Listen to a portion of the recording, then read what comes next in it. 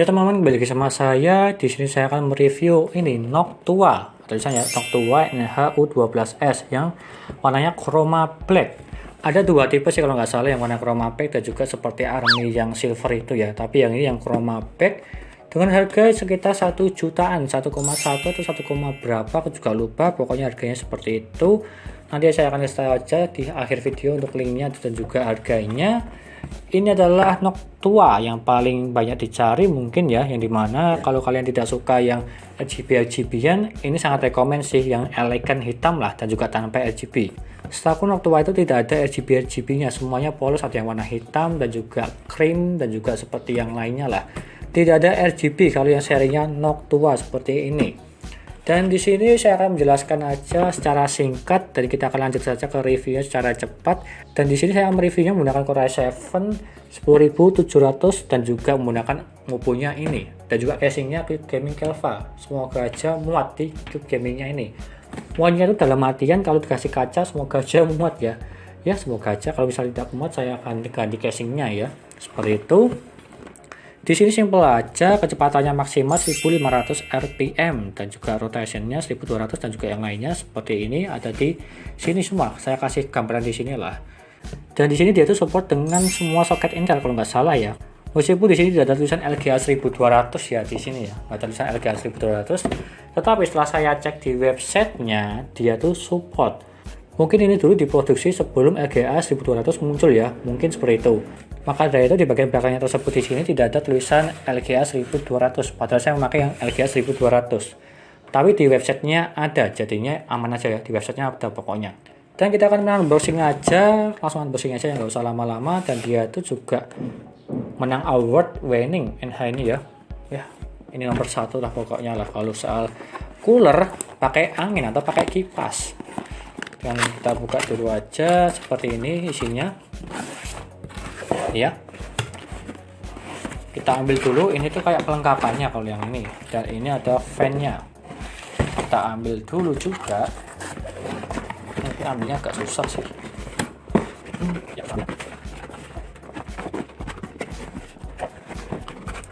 susah dulu. Nah, pokoknya inilah seperti ini, kupat yang sini aja. Kalau ada suara palu mukul berarti itu baru direnov ya rumah saya, jadinya maaf kalau ada suara backsound atau dari luar masuk ya. Seperti ini aja, simple, berwarna hitam ini ya, berwarna hitam black. Wah bagus banget sih kalau menurutku ini. Dan juga di sini kosongan semua ini ya, kasih bawah dulu. Dan di sini untuk coolernya, wah sangat bagus banget nih, dia tuh mempunyai 5 pipa kalau yang ini.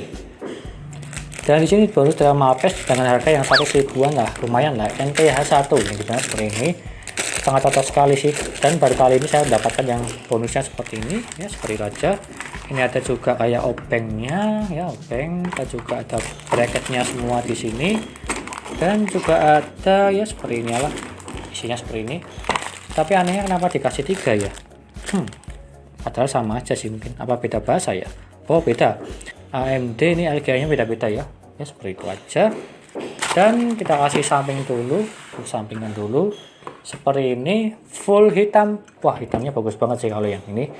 Kalau warna elegan ini sangat cocok sekali jika kalian tidak suka RGB-RGB-an ya, seperti itu. Di sini warna silver ya, mantap banget sih kalau yang ini. Dan seperti ini aja untuk reviewnya, dan kita akan lanjut saja ke tesnya, apakah bisa mendinginkan Core i7 10700 atau tidak. Yuk.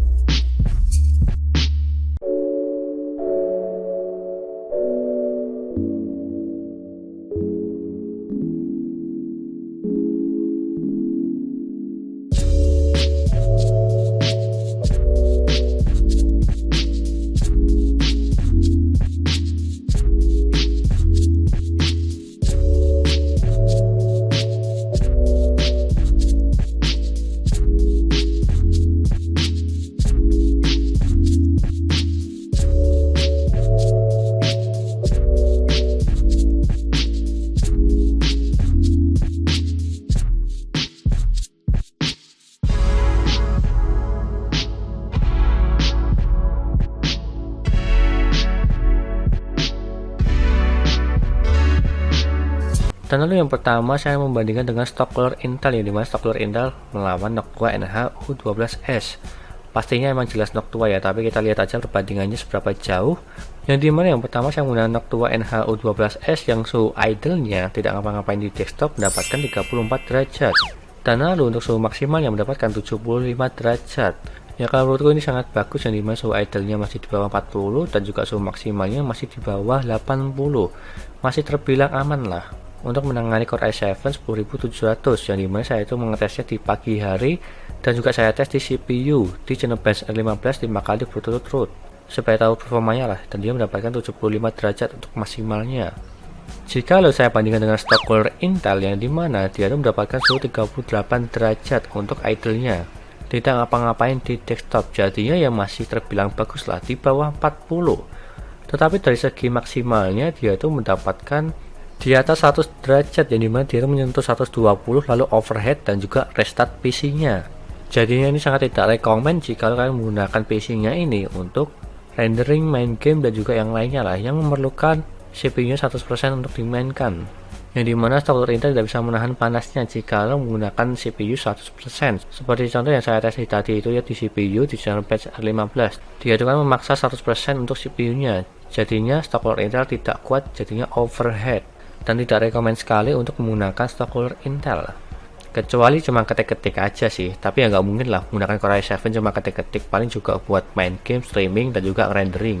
Jadinya lebih rekomen menggunakan CPU cooler tambahan seperti contoh Noctua NH-U12S ini, yang dimana untuk menahan panasnya Core i7 10700. Dan kesimpulannya jika kita bandingkan dari segi suhu idle-nya, dia itu terpaut 4 derajat, ya cukup dikit lah terpautnya lah. Tetapi dari segi maksimalnya dia itu terpaut jauh sekali, ya kalah telak lah kalau stock cooler Intel lah, masih menahan Noctua NH-U12S, yang dimana dia itu bisa menahan sampai 75 derajat, tidak lebih dari 80. Jadinya ini sangat rekomen, tinggal anda beli aja di marketplace maupun dimanapun. Harganya sekitar 1 jutaan lah, 1,2, 1,3 ya seperti itu aja. Jadi ini sangat rekomen untuk kalangan Core i7 ke atas. Dan terima kasih sudah menonton, dan juga jangan lupa like dan subscribe.